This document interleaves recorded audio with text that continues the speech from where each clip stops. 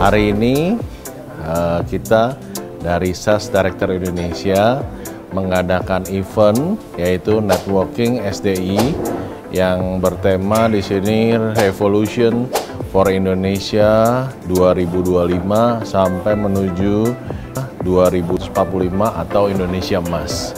Dengan pembicaranya yang sangat kita tunggu-tunggu yaitu Koko Yongki Susilo, yang mana kita tahu Koko Yongki Susilo adalah merupakan former dari Nielsen, udah kemudian sekarang juga beliau aktif di Kadin dan menjadi beberapa di komisaris di perusahaan-perusahaan yang sangat ini go public. Nah, jadi tolong di sini kesempatan ini ya bisa dipersilakan menyaksikan liputan dari Koko Yongki yang memaparkan bagaimana potensi Indonesia di dalam tahun by tahun, sehingga tahun 1445 kita bisa sama-sama menjadi sukses di Indonesia Emas. Semangat, sukses buat Sales Director Indonesia. Selamat sore kepada Sobat Iwa TV. Pada hari ini kita berkumpul untuk bisa mengadakan acara sharing mengenai update ekonomi dan juga tren pasar Indonesia yang seperti kita ketahui sudah melemah sekitar 2 tahun lalu. Jadi saya akan cerita panjang dari awalnya dulu tahun 2000 hingga tahun 2011, sejarahnya lantas bersambung dari 2013 hingga hari ini yang kita merasakan banyak sekali kendala dalam hal pertumbuhan ya bisnis di Indonesia di sini.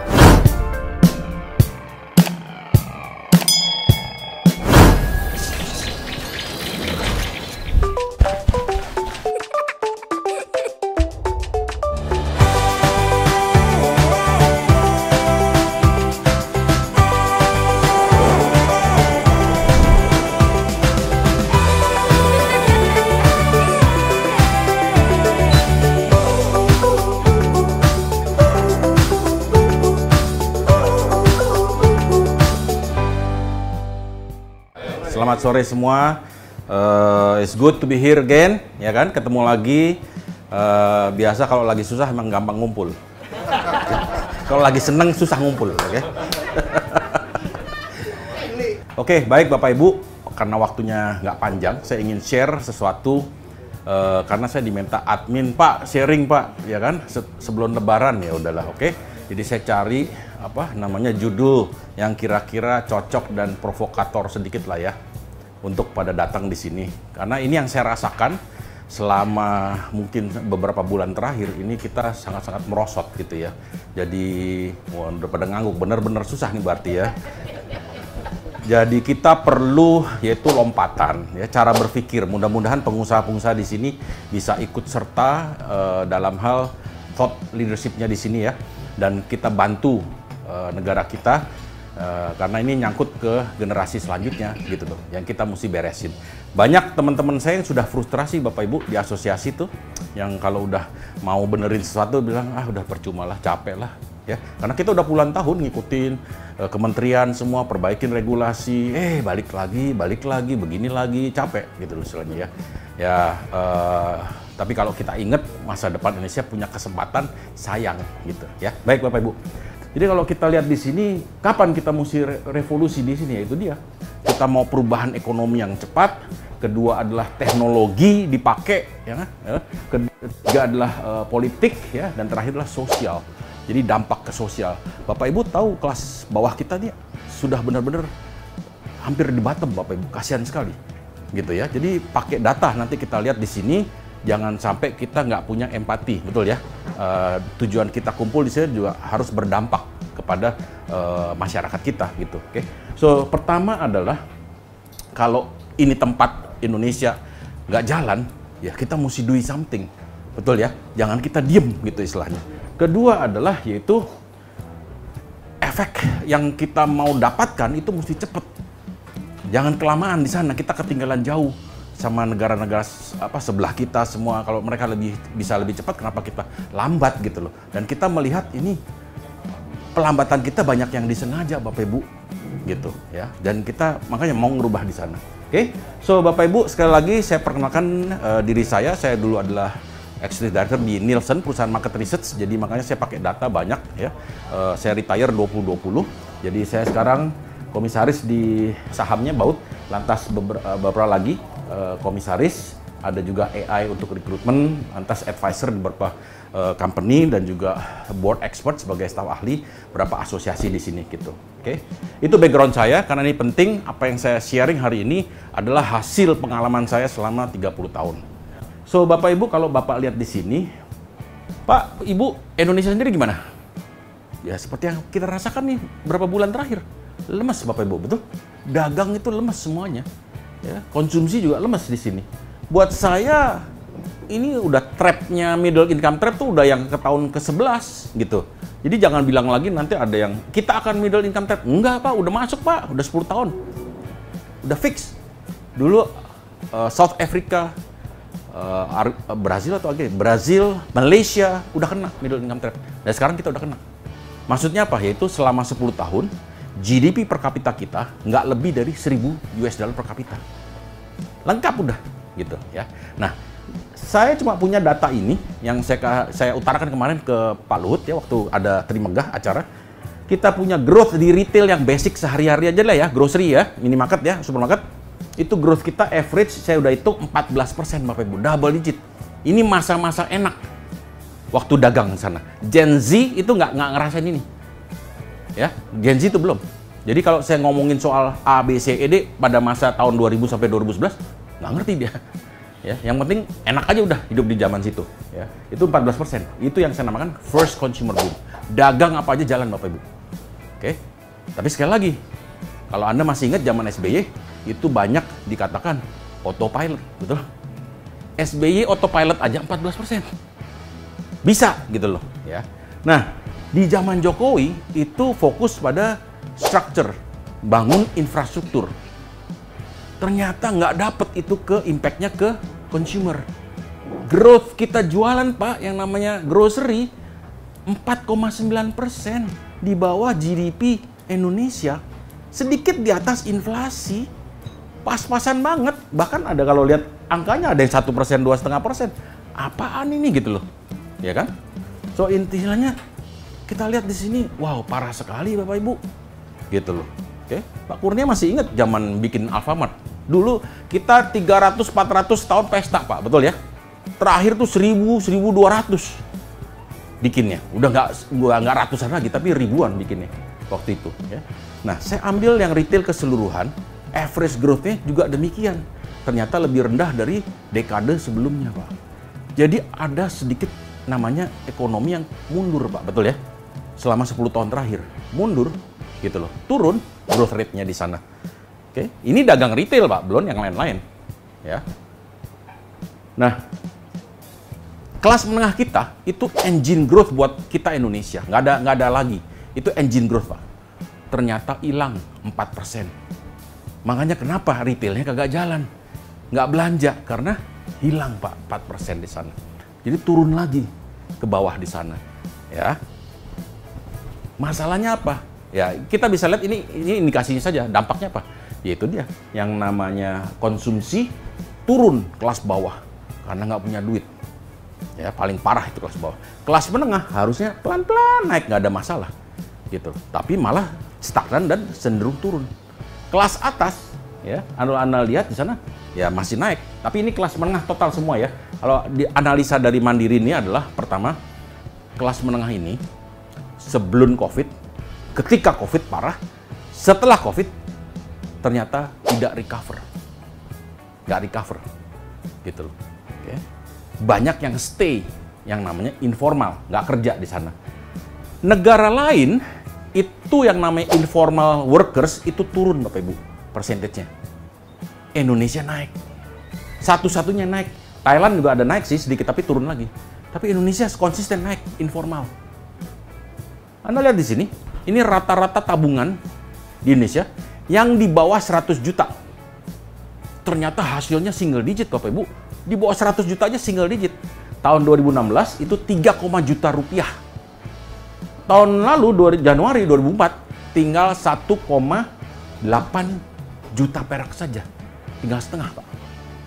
Yang kelas menengahan 100 sampai 5 miliar, oke lah masih stabil. Tapi yang kaya-kaya nih kayak SDI di sini naik 8 miliar di tabungannya. Iya, padahal kerjanya cuma duduk-duduk begini nih. Naik 8 miliar. Nah, ini data kemarin saya baru dapat dari Mandiri. Kita lagi mau ngadain roundtable, saya lagi atur semua. Dan Anda lihat ya, dari Ramadan ke Ramadan Anda lihat di sini, oke, bahwa uangnya menjelang Ramadan makin kagak ada dibanding Ramadan sebelumnya. Jadi saya worry nih, saya baru ingatkan ke beberapa klien saya ya, yang saya advice di sini. Wah, ini Ramadan bisa kayak 2023 loh, nggak bagus. Ya, bisa lebih jelek daripada 2004 gitu loh. Tapi buat saya Ramadan ini jelek, buat saya yang paling bahaya apa? Setelah Ramadan. Biasanya bulan setelah Ramadan tuh anjloknya luar biasa, betul? Karena THR udah kepake semua, habis semua. Sekarang mau ngangkatnya gimana? Kalau udah jeblos begitu tuh ngangkatnya gimana? Karena saya pernah ngalamin, di periode kesusahan kita tuh pernah ngalamin begitu habis Lebaran, kita tungguin nih, sebulan, 2 bulan, kagak naik-naik Bapak Ibu. Biasa zaman dulu, zaman enak itu sebulan langsung naik. Bulan misalnya Ramadan bulan Mei gitu ya, Juni langsung naik. Juni turun, lantas Juli langsung naik lagi. Demikian perkasa dulu Indonesia. Tapi belakangan makin lama sekali. Nah, ini yang saya takut. Karena hingga hari ini saya nggak mendengar ada sentimen positif dari pemerintah untuk bisa bangkitkan ini semua gitu loh. Nggak ada Bapak Ibu, betul? Yang ada negatif terus, betul? So, Pak Prabowo naruh 8%. Ya, kalau saya dengar sih dia bilang, kalau saya kasih 7%, lu nyampenya 6% ntar. Makanya saya taruh aja 8%, katanya gitu. Anda lihat, di zaman SBY, itu kita pernah 7,1%, pernah 6,9%. Katanya autopilot. Tuh. Jadi kalau kita manage bener, buat saya loh ya, kalau kita manage bener, 8% dapat Pak. Bener dong, ya kan? Kalau kita manage bener gitu loh. Ya, tapi nggak tahu nih, bisa nggak di manage sana. Makanya saya bilang, waduh, waktunya udah mau habis Bapak Ibu. Saya udah mengharapkan second layer dari kelas menengah ini tuh dari tahun 2013 itu udah mulai develop, ternyata malah miss. Udah nggak ada waktu Bapak Ibu, hilang 10 tahun dah. Gitu loh. Jadi ini coba kita pikirkan bagaimana kita bisa leapfrog. Betul ya? Maju 2-3 langkah. Karena kita mesti lompat. Nggak bisa jalan biasa. Gitu loh. Oke. Nah, kalau Anda lihat di sini, kompetisi sudah sangat berat sekali. Oke, udah mendunia, bener ya? Kafe-kafe kita ngelawannya udah sama yang global, Cina, betul? Ya, Starbucks, Tomorrow, Coty, dan seterusnya, nggak ada habisnya. Bentar lagi yang dari Cina masuk lagi ke Indonesia, Pak. Ya, nggak ada hentinya ke depan, karena bebas kan, gitu loh. Competitive environment. Jadi saya berpikir yang dinamakan UMKM lah, swasta lah, mampu nggak Pak ngelawan mereka? Bener? Mampu nggak? Ya, sekarang aja masih banyak Pak. Kalau saya keliling-keliling kota tuh, seminar yang nggak ngerti cara main TikTok banyak Pak. Nggak ngerti cara main digital marketing banyak Pak. Ditambah lagi Indonesia isinya sosial media hoax terus Mas, hoax terus Pak. Ya, nanti saya lagi. Jadi buat saya ada 5 poin hari ini yang kita mesti revolutionize. Pertama adalah economic value. Bapak Ibu sekali lagi ajarkan staf di kantor, anak-anak kita semua kalau ngajar di sekolah, kita mulai berpikir create value. Jangan perang harga, jangan shortcut, betul ya? Udah diskon aja Pak, betul? Sekarang jualan begitu Pak, diskon aja. Jangan Pak, ajarin create new value. Ya, ada yang bilang, Pak, ini dunia tekstil mati, betul ya? Gimana ngelawan Cina, pabrik? Ya kita berpikir nggak ada cara lain. Ngelawan Cina mana bisa, betul? Bikin t-shirt aja dia mungkin berapa ribu perak, kita berapa ribu, mana bisa? Nggak bisa ngelawan. Gimana create value? Ambil aja t-shirtnya mereka, 10.000, terus suruh anak muda ngelukis, betul? kasih brand, ganti, sobek itu brandnya, tempelin di package yang baru semua, kasih nama, kasih tanda tangan, jual 200.000. Itu create value, Pak. Gitu loh. So, Anda lihat di sini revolution new economic value. Jadi stop price war, Pak. Kita di retail udah belajar banyak kalau namanya price war itu will kill you yourself, betul? Tahun 2007 itu saya masih punya chart, saya lupa taruh ya. Ya, di mana setiap minggu kalau Bapak masih ingat Jumat, Sabtu, Minggu itu salaman-salaman. Hypermart, betul? Carrefour, Giant, betul? 3 itu. Alfa, Gudang Rabat pernah ikut. 31%. Pak, dari mana Pak, betul ya? Diskon 31%, margin kita aja nggak sampai segitu. Makanya ajak bank buat bunuh diri, betul? Ada Standard Chartered, ada Mandiri, ya. Tapi banknya masih ada sekarang. You liatin nama-namanya, Carrefour masih ada nggak? Habis. Ya kan? Giant ada nggak? Habis. Hypermart. Kedua adalah segmentasi. Nah, ini yang saya sering lihat di WA Group, ya kan? Sering membahas pasar. Buat saya nggak make sense, Bapak Ibu, jika namanya misalnya Indonesia Gen Z Report gitu ya. Itu langsung saya delete dari WA Group, saya nggak baca. Buat apa? Nggak bisa actionable. Ketiga, jangan cuma jual beli transaksi, tapi bangunlah brand dan ukur brand equity Anda. Itu sangat penting, Bapak Ibu. Ya. Saya sampai bilang, Anda tahu kan bakmi GM dijual 2T kan? Ya. Emang nggak ada bakmi yang lebih enak dari bakmi GM? Banyak sekali. Tapi kenapa dia dikasih 2T? Yang lain yang lebih enak enggak? Karena brand GM, betul?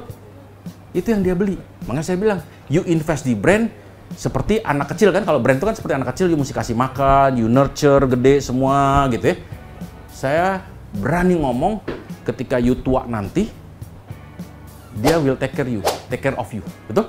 Dia akan kasih you makan, duit, dan sebagainya. Gitu loh. Jadi jangan lupa bangun brand. Ini yang suka lupa orang Indonesia. Bikin produk terus. Gitu. Oke. Keempat adalah cycle. Ya, ini dia. Percepatan. Kalau apa ya, kita mesti latih anak-anak muda nih kalau kerja mesti cepet. Cycle-nya semua, izin-izin semua seperti itu. Ya, kalau kita kan apa? Ya cycle time kita lah, service kita lah, naikin Pak. Pastikan naikin setiap tahun. Kalau nggak kita ketinggalan kayak Vietnam, betul ya? Apa-apa Vietnam bisa lebih cepat, kita lambat. Nah, terakhir adalah next quality. Kualitas akan tetap ke arah namanya premiumisasi. Ada yang bilang, Pak, sekarang lagi nyari yang murah-murah, Pak. Ya, itu namanya down trade. Di masa krisis selalu terjadi down trade. Tapi itu sementara, Pak. Bentar lagi orang balik lagi ke kualitas atas. Karena Indonesia GDP per kapita itu naik terus. Jadi akan cari kualitas. Jadi minta tim kita siapkan the next quality-nya apa. Gitu ya. Nah, Indonesia tuh proyeksinya 2030 itu GDP per kapita 10.000. Jadi naik dari 5.000 ke 10.000. Ini yang saya bilang, yang namanya second consumer boom. The first consumer boom itu adalah 500 ke 4.000 kemarin. Naik 8 kali lipat. Ya. 10 tahun terakhir 4.000 ke 5.000, cuma naik 1.000. Nah ini ke depan 5.000 ke 10.000 Pak. Ini yang saya siapkan. Oke, saya siapkan para pemain nanggapin masalah kualitas, kecepatan, kerjanya semua seperti itu. Kalau nggak dapat kita. Akhirnya apa? Cina yang menang Pak di sini. Anda lihat. Jadi saya pelajarin. Kalau dulu saya belajar juga the rise of the middle class di awal. Sekarang saya cari data yang the second layer of middle class yang lebih tinggi lagi. Di mana itu? Saya lihat Jepang kapan 10.000. Wah, 1983. Udah lama banget Pak. Ya. Korea kapan? 1993. Udah lama banget. Udah 20 berapa? 30 tahun yang lalu.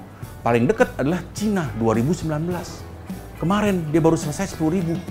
Saya pelajarin di sana. Luar biasa. Dia punya grafik dari tahun 2010 ke 2019 itu 5.000 sampai 10.000. Itu Indonesia nih yang akan ke depan seperti itu. Nah, ini Cina. Lihat ada trennya Cina di sana. 5.000 ke 10.000 itu yang saya blok biru. Naiknya kayak apa, Pak? Spending consumer dia naik meroket ke atas di sana. Oke, sesuai dengan GDP per kapita dia di sana. Oke. Nah, satu hal ya. kita sudah masuk ke era yang namanya industrial dulu, mesin uap di Inggris semua. Masuk ke era informasi, ya, internet zaman itu. Ini ke depan kita masuk ke era namanya imajinasi. Ya, jadi yang diperjualbelikan apa? Inovasi dan kreativitas. Karena inovasi sama kreativitas itu hasil daripada imajinasi. You nggak akan bisa, Pak, bisa create sesuatu inovasi dan kreativitas tanpa imajinasi dulu. Betul? Hah? Kalau nggak sering merenung, pikirin, gambar semua, nggak muncul, Pak. Betul? Ya. Nah, PIK. Ini dulu daerah apa? Rawa, betul? Sekenceng-kencengnya orang paling bikin bangunan rumah, ya, blok-blok gitu. Tapi dengan imajinasi luar biasa, dia bisa bikin kayak Wonderland begini, bener? Yuk jalan-jalan tuh di pantai, di atas. Iya ya. Ini dulu mimpi, imajinasi, sekarang jadi kenyataan. Nah, inilah kita minta anak-anak kita ke sana. Berimajinasilah. Tapi beda Pak ya, sama ngelamun, oke? Sekarang banyak kejuaraan ngelamun. Nah, itu salah Bapak Ibu. Kita harus bikin kejuaraan imajinasi. Itu SDI ke depan. Karena itu dia, ya, yang dicari di sini. Anda lihat, ya. Ini yang dijual. Tanah cuma berapa ribu, diimajinasi dijual berapa sekarang semeter? 30 juta. Bayangin, itu kan dari awal tadi saya bicara. You beli tanah sepetak, you kasih imajinasi, you jual 30 juta. Laku lagi, betul? That's yang kita mau fokus ke depan. Jangan jualan apa adanya. Okay? Nomor satu itu. Nomor dua, Bapak Ibu, dulu Indonesia paling gampang ngeliatin, ya hampir sama semua orang mukanya Indonesia, betul? Tipe-tipenya, olahraganya hampir sama lah. Tapi sekarang makin complicated. Karena apa? Gaya hidup sudah berubah. Pilar hidup 4 itu sudah mulai bercabang banyak sekali. Ada yang fokusnya kerja, ada yang fokusnya entertainment, ada yang fokusnya shopping, betul? Beda-beda. Ada yang interestnya family, ada yang interestnya makanan. Waduh, beragam banyak. 4. Jadi kalau saya cross 4 ini, dapatnya multidimensi analisis. Jadi nggak mungkin satu, gitu loh. Kalau dulu, simple banget. Ya. Jadi kalau saya kasih lihat, kalau saya analisa, ini zamannya saya dulu, Gen Z ini kalau saya lihat, kita punya GDP per kapita 500 sampai 4.000, ya dapatlah 5. Channelnya simple, ada GT, MT, kosmetik. Ya kan, medianya ada tradisional, billboard, SMS, BBM doang waktu itu. Stylenya kayak apa, Pak? Ya, you bisa lihat deh kayak begitu, betul? Betul lah? Nggak banyak yang macem-macem. Tapi begitu masuk yang sekarang sampai nanti 10.000, waduh, you liatin medianya sana. Ada WA, ada sosmed, ada live streaming, ada virtual, banyak banget, Pak. Ya. Dan kita lihat, waduh, Z itu nanti akan dominan ke depan. Gen Z itu sekarang beda lifestyle-nya, Pak. Betul? Pakai tato. Kalau dulu kan kita pakai gambar tempel, 2 hari mandi hilang, betul. Kalau Anda punya produk, Anda pikir bahwa, oh Gen Z terima. Jangan, Pak. Belum tentu semua Gen Z ambil, betul? Ada segmen yang 6. Mungkin lakunya cuma 3 segmen. Berarti 2 segmen belum pakai produk kita. Kenapa? Dia nggak suka aja udah. Berarti kita punya kesempatan bikin produk baru lagi sendiri, betul? Ambil yang segmen 2 itu. Nah, jadi soal media sekarang. Anda lihat kan? Media yang paling trusted di dunia, di Indonesia, di dunia, dimanapun adalah TV, Pak. Sosial media, hoax. Ya. Ya, dibilang besok Yongki Susilo meninggal. Kalau saya pejabat, diemin aja dulu. Kalau sampai nggak keluar di TV, berarti hoax. Simple gitu aja, betul? So, still the most trusted. Makanya kalau baca berita bener, TV. Kedua, apa? Radio, betul? Masih di screening. Tapi di sosial media jebol, Pak, semua, Pak. Waduh, berita apa? Sampai saya bingung. Indonesia Bahrain mainnya nanti ini, betul? Udah keluar, Pak. Indonesia menang 5-0. Main aja belum dia udah menang. Ini jagonya Indonesia, Pak, betul? Ini pada ngelamun semua, betul? Anda lihat di sini ya. Jadi kita mesti bangun kembali brand. Jangan lupa Pak, iklan semua sekarang promosi doang. Betul? Harga, nggak ada bangun brand. Padahal loyalitas tuh dibangun lewat brand, Pak. Jangan lupa. Dan iklan yang membangun brand itu adalah di TV. Ya, lebih panjang, nggak cuma berapa detik doang. Ini yang banyak orang lupa. Ya, jadi marketing itu sangat penting ke depan. Itu bisa menyumbangkan higher profit. Bener? Louis Vuitton pernah promosi? Nggak pernah mungkin. Nggak pernah diskon. Ya. So intinya high profit aja terus. Dan beli terus orang. Nah ini yang kita mau, betul ya? Kita nggak bergerak diskon tapi orang tetap beli. Itu yang pinter Pak. Oke, Anda lihat di sini. Ya ini, lihat Kantar di sini. Based on data Kantar. 4 times more audience than Facebook. Jauh lebih luas daripada Facebook. Jadi jangan dibilang bahwa orang Jakarta begini, orang begini, terus dibilang itu orang Indonesia. Betul? Orang di luar Jakarta tuh banyak Bapak Ibu dan masih tradisional. Dibilang apa namanya? Imani, QRIS. Saya kasihan Bapak Ibu. Kalau orang desa disuruh bayar pakai non cash, betul? Aturan Indonesia adalah apa? Ada aturannya. Anda tidak boleh menolak cash. Itu negara punya uang, harus diterima. Jadi jangan pernah restoran bilang, oh kita nggak terima cash. Oh nggak boleh ngomong begitu Bapak Ibu. Anda bisa dihukum itu, gitu loh. Karena kita hidup itu harus berdampak, betul? Kalau lihat ada orang pengemis atau pedagang kecil semua, kasih beli dagangannya, betul? Nggak mungkin you pakai QRIS, you kasih duit deh, seperti itu. Jadi kalau mau nolong orang, ya jangan cari alasan, kagak punya cash, betul? Cuma nyari alasan, betul? Ya. Nah, jadi siapkan cash sebanyak-banyaknya, oke?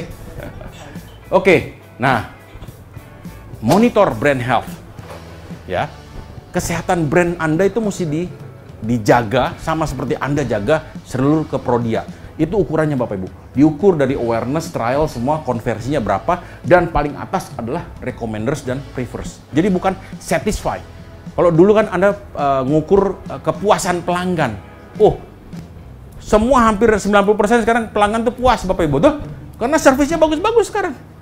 Tapi yang kurang effortnya adalah orang tuh saking sukanya dia rekomen ke temen dan saudaranya, kamu kalau makan Jepang di restoran ini. Nah itu Pak. Oke, jadi ini dideteksi. Oke, sudah sampai mana? Ini obatnya Pak, sebelah kanan. Oke, salahnya di mana? Obatnya di sebelah kanan di sana. Gitu. Oke. Nah ini tracking ya, dari tahun ke tahun semua harus tebel gemuk. Itu brand equity yang sehat ke depan. Kalau you nggak punya tracking begini ya, suatu ketika you akan sadar, pantes kok brand saya kalah ya sama brand luar, gitu. Karena brand mereka diukur. Oke, jadi sekali lagi, Paragon kenapa dia nomor 1 Indonesia? Karena Pak Subakat saya kenal 25 tahun yang lalu, dia bilang, Yongki, race car runs on wheels, business runs on data. Jadi harus punya data kalau namanya bisnis, nggak bisa nggak, dia bilang. Gitu, oke? Baik Bapak Ibu, so intinya Anda lihat ya tadi bahwa Bami GM dibeli 2,1 triliun. Lantas Anda lihat di sini beberapa brand yang di measure di Indonesia di sana. Oke? Jadi brand tuh ada worth-nya Bapak Ibu, jangan sampai enggak. Next buat saya adalah Cina ini akan masuk Indonesia bagaikan badai. Ya. Mereka inovasinya bagus, kualitasnya bagus, nggak kayak zaman dulu. Lantas toko-tokonya akan banyak, ya. Lantas Anda lihat di sini online-nya expert, ya. TikTok semua main. Terakhir adalah mereka juga rajin ke lapangan, Bapak Ibu. You lihat deh kalau weekend hari biasa keliling-keliling ketemunya Cina terus Bapak. Lagi merhatiin toko Anda, dia akan ambil ini usaha dari kita kalau you nggak siap-siap di sana. Dan ini tren makin cepat. Nah, ini dunia beauty dulu adalah namanya Western Cosmetics, betul? Ya, merek-merek Western. Lantas muncul J Cosmetic Jepang. Muncul baru lagi K Cosmetic Korea. Sekarang apa? C Cosmetic China. kapan nih I Indonesia? Nah, ya kan, kapan nih I sana? Ya, so Anda lihat di sini ya, luar biasa. Are you ready or not?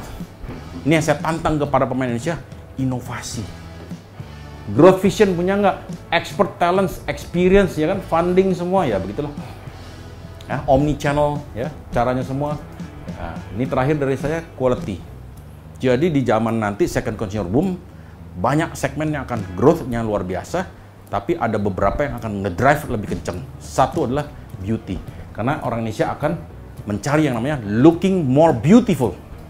Tuh, beauty. Kedua adalah eating better, ya, dunia F&B. Tiga adalah better home, ya, ini duanya kayak Ace Hardware semua, ya kan, IoT dan macam-macam. Mobility udah tau lah, having more fun, ya, tempat rekreasi, Pak. Well-being, luxury semua. You know Pak Paulus Tumewu yang punya Ramayana, dia bikin tempat rekreasi di pinggiran, bukan di Jakarta ya, pinggiran. Wah, ratusan juta. Dia mau bikin 30 waktu itu saya tahu.